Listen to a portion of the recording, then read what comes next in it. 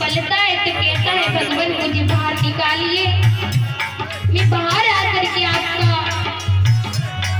आपकी सेवा और व्रत करूंगा, पूजन करूंगा। प्रभु मुझे बाहर निकालिए इस नरक योनि से।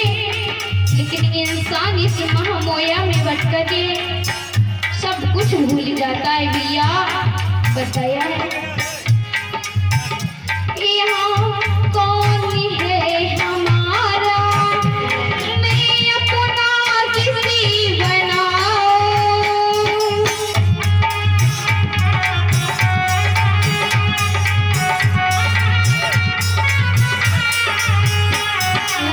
कौन सुनेगा मेरी, यहाँ कौन सुनेगा मेरी, मैं किसी को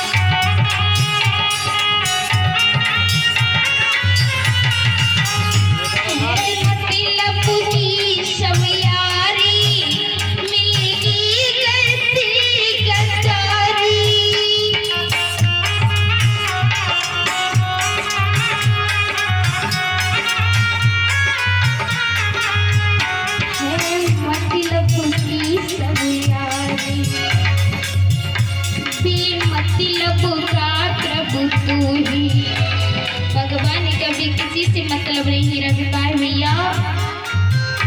बेमतलब का प्रभु तू ही, इसलिए मैं तुझे बुलाऊं। बेमतलब का प्रभु तू ही।